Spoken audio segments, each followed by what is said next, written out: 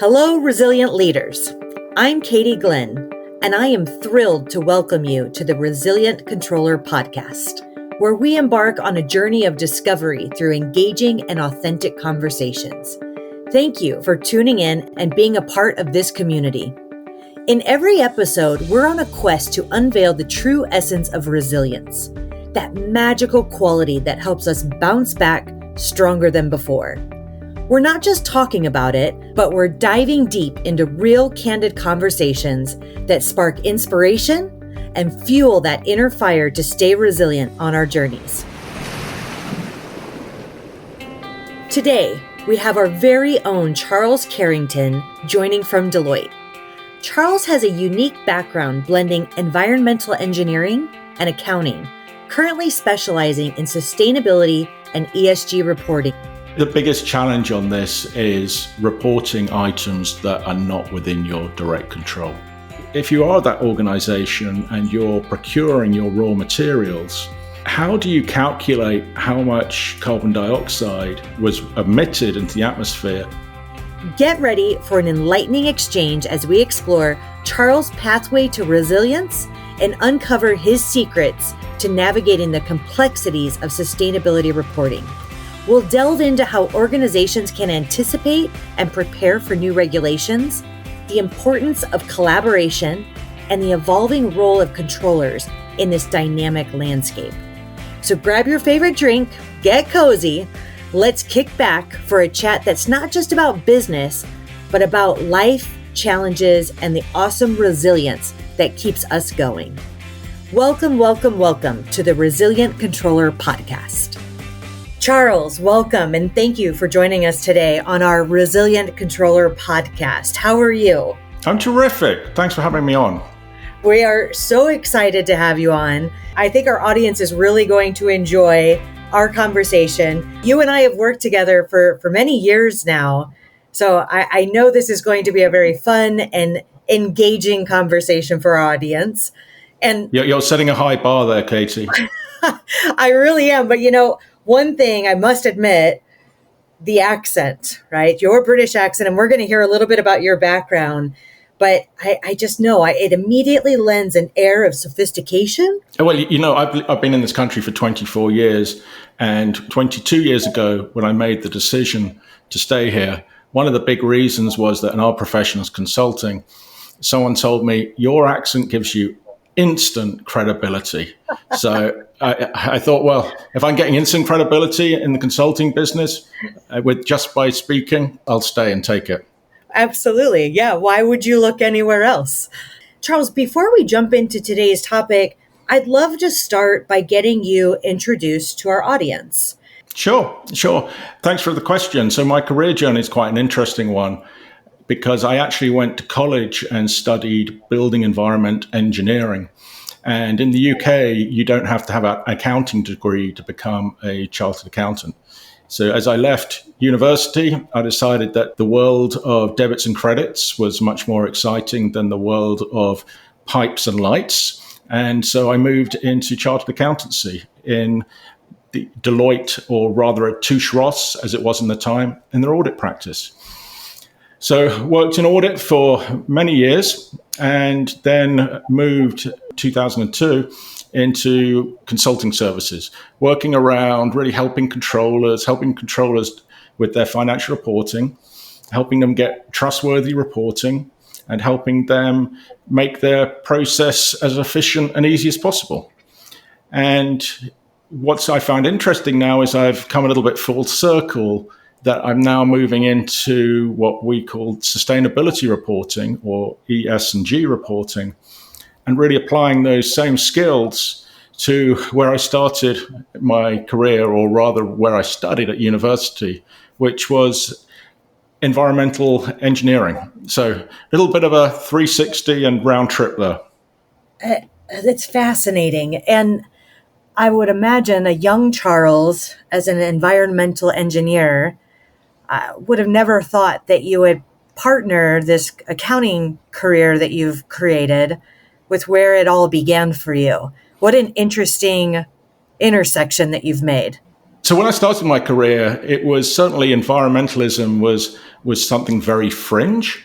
And now it's come core to organizations and companies. The idea that organizations are just there to make profit, we've moved on from there. And really, organizations now really see themselves as purpose-driven. They see them as making an impact, a positive impact on the people that they employ or their customers, and also making a positive impact on the planet. So profit just becomes just one of those factors that companies are really managing around. Charles, if I tie us back into, right, this is our resilient podcast. And while we generally think about the characteristics of a resilient leader, when we think about the changes happening here with sustainability reporting, I can't help but not correlate that back. And when I think about an individual being resilient, some of those characteristics being adaptability, perseverance, self-efficacy, building support systems. Definitely in the context of business, it feels like this concept of resilient around sustainability reporting, right, an organization's ability to adapt to this changing environment, continually maintaining their business operations, maintaining their brand and their reputation. It all feels very resilient for an organization to move through and be adaptable in this sustainable reporting environment. I would imagine, and interested in your perspective, when I think about the spectrum of change, how much do you anticipate we'll continue to see that shift from voluntary to compliance? Is there still quite a bit to come in your perspective on that shift? I'm sure there's more to come. There's always more to come. There's almost always change. If you remember back into the early 2000s when Sarbanes-Oxley came out, that was a step change for controllers and CFOs and everyone who was responsible for financial reporting. This is the step change now and today for anyone responsible for environmental reporting, for equity reporting, for governance reporting. So this is really the change that's coming. And it was interesting, you were saying about resiliency, and I think some of these rules, really that's what they're trying to get at, is allowing the reader to look at these reports and say, how resilient is this organization? Meaning, how resilient really are you to changes in climate? How would that disrupt your operations? How would a change, for example, in water supply change your operations? How, if you don't have a planet and you don't have people, you don't have customers and you don't have profit, very simply. Let's talk a little bit about the role of the controller and why are controllers finding this now on their list of responsibilities? It feels like that's becoming more and more apparent that the role of the controller, the CAO, really does have the responsibility around this reporting. Can you talk a little bit about that? I really think it goes to the great reputation that controllers have for producing trustworthy information. If you want something published publicly that many different types of stakeholders are going to look at and read and make decisions based upon, I think if I look at an organization, that would be the controller who I would want to have the responsibility for that. You look at all the things that happened in the past regarding the methods, the controls, the processes that you do for financial reporting. It makes sense to me that you just say, well, if we're going to report, for example, tons of greenhouse gas emissions and we want to get it right, why don't we just apply those same principles as we apply to the profits that we make? So I think it goes in part to the reputation of the controllers. I think what's different, though, is that there are multiple pieces of required reporting, many different data sources. It's not just one data source, meaning a dollar sign. It could be tons of carbon dioxide. Mm-hmm. It could be proportion of minorities in your workplace. It could be such a wide range of items that these go across the organization. These really look at many parts of the operation. So it's just not feasible for a controller to actually control the source of that data all the way through to report. So that means there's certainly a degree of collaboration, very high collaboration. That's probably going to be with operations. It's probably going to be with people such as procurement. It's probably going to be with how you deal with your customers, etc. So there are a vast number of different people within your organization who need to be part of the reporting solution. Collaboration and the role of the controller. A collaboration as a business partner across the organization. This is a topic and a theme that we continue to see. And I will say, a big role for a controller to play, to your point, to certify or provide assurance around reports that are going out externally with a lot of data sources and data inputs that they don't necessarily have control over. So I think absolutely spot on that collaboration, controllers with the various groups within the organization that are going to be providing, and I almost want to say certifying, the data inputs that are then coming into these various reports, be it voluntary or some of the new required reports. I feel that the controller couldn't move on without that level of collaboration. I think there is definitely a responsibility there. There's a responsibility to collaborate and a responsibility to influence and educate. Controllers know what it means to have an error in your financial statements and the ramifications, whether it's SEC letters, class action lawsuits, etc. They understand that. People who are in these other areas of the organization, there is a responsibility for the controllers to really work with them. And more importantly, on ways and processes and skills that you can deploy to make sure you get their numbers right. That's no small feat to get the business partners within the organization to have a level of appreciation for the accuracy of those numbers. And I know it's hard. I think we've touched on the why. What's the role of the controller? You've talked a little bit about the need for controllers to have the input. Why else is this sustainability reporting so difficult for organizations? Understanding there's a lot of cooks that need to be in the kitchen or providing the ingredients to this. But what other challenges or disruptions are you seeing that is making this so challenging for organizations to voluntarily report or meet the new requirements around compliance reporting? The biggest challenge on this is reporting items that are not within your direct control. And what I mean by that, let me give you an example. How much carbon dioxide does an organization emit?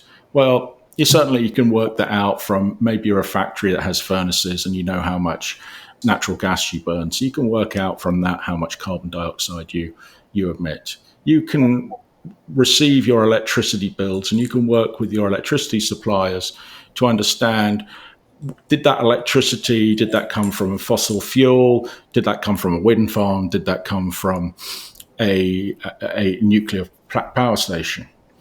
But that's really in your control.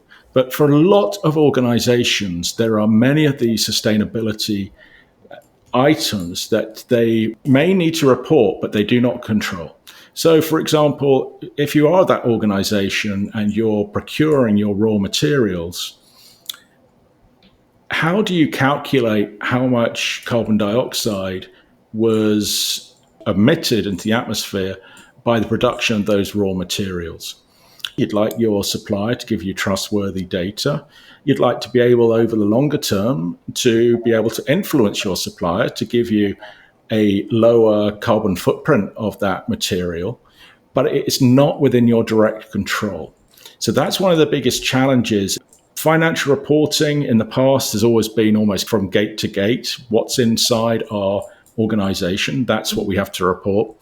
But many of these rules that are developing are now calling for the entire value chain to be considered. The entire value chain, meaning what happens before it comes into your organization, whether it's a material or a service, and what happens after it goes out of your organization. So think about things like recyclability, reusability, the environmental impact that your products are making.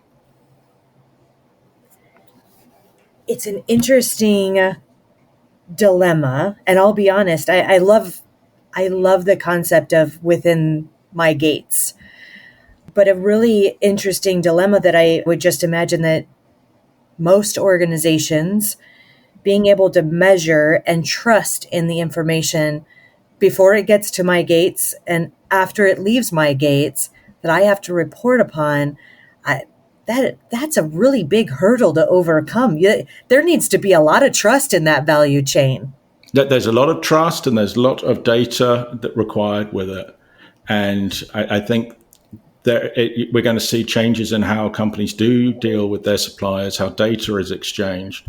And you've got to remember that this isn't just one dimension. Many companies are having to get ready for the European Union's rules, which are called the Corporate Sustainability Reporting Directive. Catchy name, I know.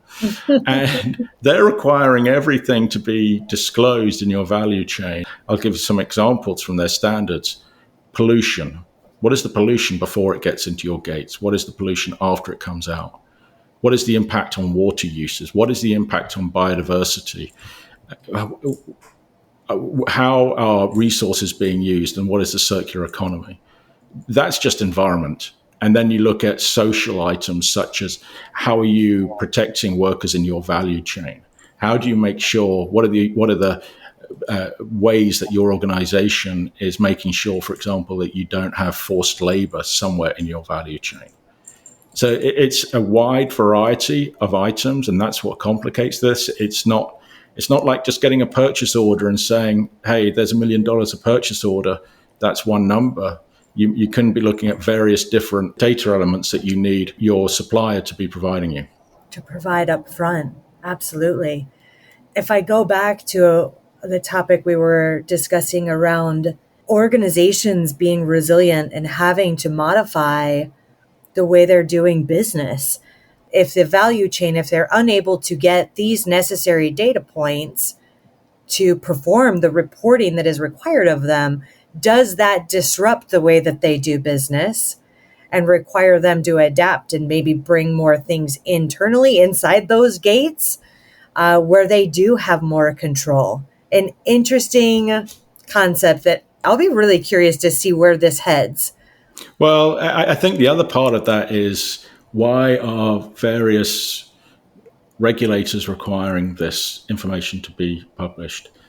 Believe it or not, they're not doing it for fun. They're doing it because they want to drive change somewhere. Now, maybe that change is decarbonization of our economy, or maybe it is social, to make sure that organizations really are employing people fairly and properly. Mm-hmm. But that's what I think it comes down to, is that we're reporting this out externally because stakeholders are going to look at these numbers, and similarly to how we look at a profit and loss account, they're going to gauge the company and they're going to make decisions based on that information. That's right. And the other part of it is the company, if they're making targets and publishing this information, they're going to want to take these big targets that are publicly disclosed and transfer those into the organization's plans and tactics and annual budget, etc. And they're going to want to have data so that they can actually measure what they want to change and actually force change against that data. You can only change something if you can measure it, right? So I think that's another part where a controller comes in, say to your organization, you want to be resilient, we're going to have to make these changes, or we're going to have to monitor these changes and get better internal trustworthy information to be able to make those changes. And I imagine that transformation, right, that comes with a price tag. That's not only process changes, those are organizational changes. I'm sure there's quite a bit of technology enhancements, data requirements, very disruptive. It can be. There can be a price tag. But I think, like any change, organizations need to look at the upside of it as well. I grew up in the UK and I travel there regularly. And as a consumer, I'm amazed about how environmentalism has permeated consumers. So, for example, I went to a restaurant advertising a certain dish was lower carbon impact than another dish. So maybe that gives your organization competitive advantage. Maybe that means more consumers actually are attracted to your brand. The regulators are almost the middle person in this change, because there is an opportunity out there. And the opportunity is that consumers of product and services are demanding more than just price and service. They are demanding consideration of people and planet. Let's talk a little bit about the European reporting. And it sounds like Europe being maybe a few steps ahead of the United States in starting to make these changes and this adoption. Maybe talk a little bit about why we're seeing US companies having to comply with these European laws, having global stakeholders and a company really addressing the needs of their customers. But why are US companies having to comply with European laws? Sure. So this a law was passed that called the Corporate Sustainability Reporting Directive, the CSRD. And what that requires is disclosure of non-financial data by organizations. And it covers 12 or 13 different standards. Yes, first wave of that applies to organizations that have securities registered on a European exchange. And the first wave of those is coming. It's for companies whose year ends are coming up now in December 2024. So that's the first year end. So those registered companies have to report. In that piece of law, they also said if you're a big organization but don't have securities registered, you're going to have to report too, but we'll give you another year. And they define big as companies having balance sheets over 25 million euros, net turnover over 50 million euros, or more than 250 employees. And the calculations on what is big, for example, how you count subsidiaries and the cutoff date and all those things, can get quite involved. But basically it's saying big companies, you're going to have to report. That is capturing many United States companies because they will have to report for their European subsidiaries. The law even goes further that European subsidiaries would have to report for 25. It all goes further. And later it says you're not just going to have to report for your European subsidiaries. You're going to have to report at the enterprise level if you're a big company and you happen to be owned overseas. So coming down the road, there will be the entire organization will have to report. So companies are now getting ready for that. I would imagine most of these big companies with these requirements are getting ready and are getting prepared. And Charles, that leads me to think if I'm within one of these big companies, or maybe I'm in the next threshold of companies, what would your advice be to our audience? I think to the controllers, I would say, remember when you had to implement SOX from day one. Given the scope of these rules, you've got so many different items to report and you've got across the value chain. And sure, there are certain exemptions in terms of, for example, the value chain at the EU allows an extra 3 years to consider things outside your gates. There's certainly an amount of lift there. Now, on the positive side, there is not all companies need to report everything. Under the European Sustainability Reporting Standards, there is a requirement that a company performs what's called a double materiality assessment.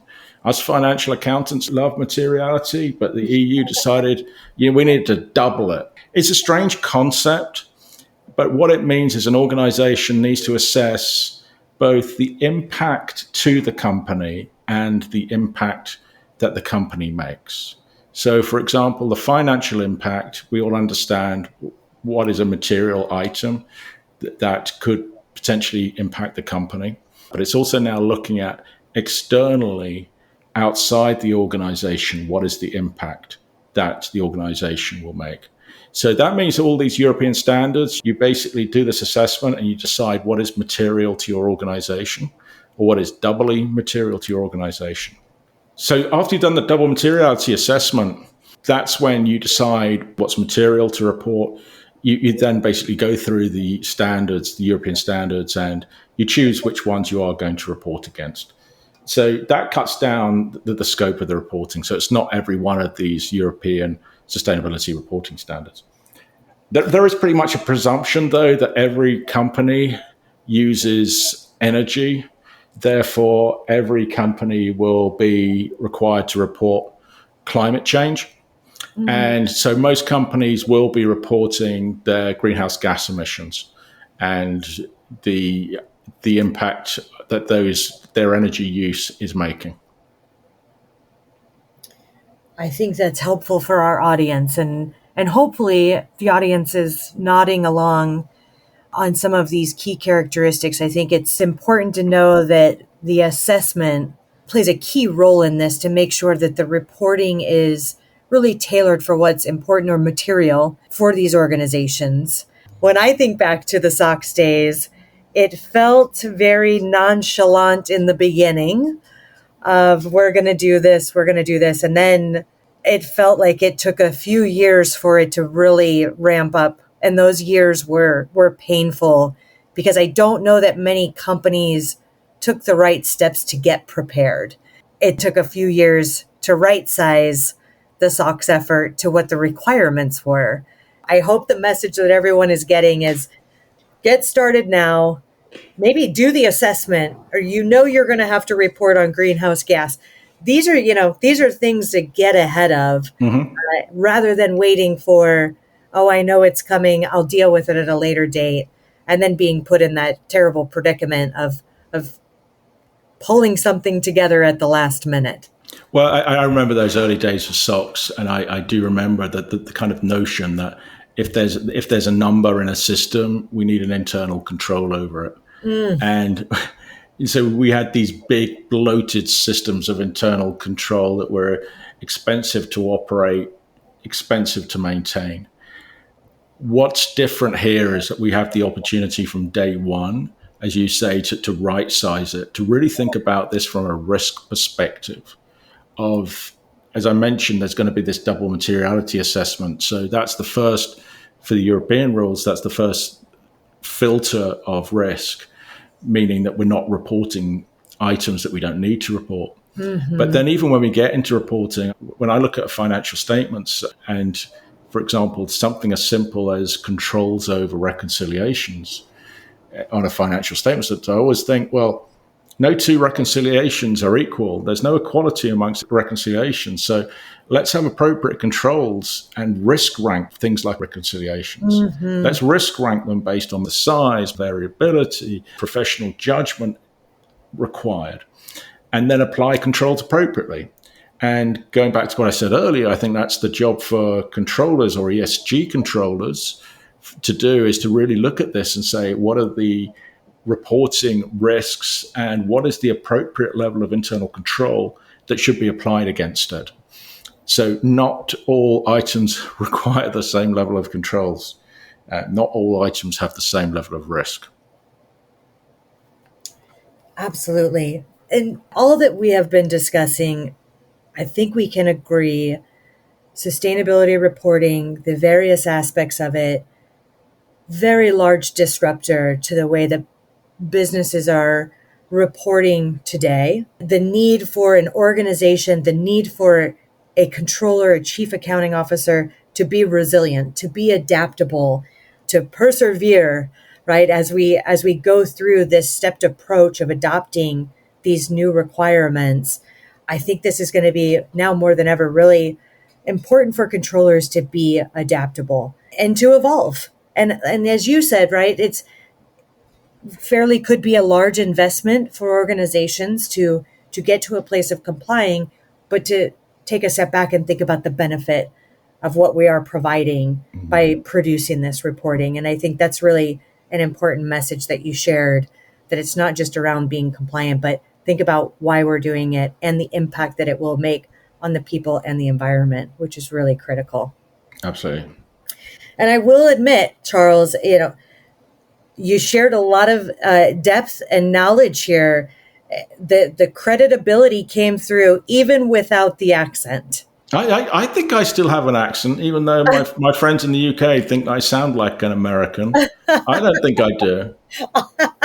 I think the accent is still alive and well. Charles, before we close out, a fun thing that we like to do is close it out with some fun, lighthearted, maybe I like to call them hot seat questions. So if you will entertain us, I have 4 questions here that I'd love to take you through. Yeah, I will inform and entertain. That's what I'm here for, Katie. I love it. All right. So first up, Charles, if you were to win the lottery tomorrow, what would be the first thing that you would do? I'd probably buy myself a can of soda because that's probably the only amount that I will win on the lottery. Fair. I guess we should define a lottery winnings above X amount. Yes. So I would probably buy the soda. And if it was a huge amount of money, I would regret buying the ticket because I think you see all these stories about people who get these massive gains of money suddenly and rarely leads to happiness. There it is. All right. Next up, sweet or savory? Sweet. Without hesitation. I love it. I'm the same. All right. Next question. The most interesting place that you have ever traveled to? New Zealand. I found that place fantastic. That the variety of landscapes was absolutely stunning. Beautiful place. Highly recommended. Love it. And last but not least, and I tie back to our theme of being resilient, in 10 seconds or less, what does it mean to you to be resilient? To be resilient, you've got to keep your eyes open, you've got to keep listening, got to keep learning, and got to be adaptive to change. Charles, thank you so much for joining us today. Incredibly informative, insightful conversation with you, and always a pleasure to spend time together. Absolutely. Thank you so much for having me. Charles's journey and expertise in sustainability reporting truly highlighted the essence of resilience in today's business landscape. I was particularly struck by how Charles emphasized the importance of considering both people and the planet in our reporting practices. His perspective on the shift from compliance to impactful sustainability was both enlightening and inspiring. It's clear that resilience in this context involves adaptability, perseverance, and a commitment to continuous learning and improvement. If we can take those lessons to heart and apply them within our own organizations, we can really drive meaningful change and foster a culture of resilience. Thank you for joining us on this journey of discovery and resilience. And until next time, keep going.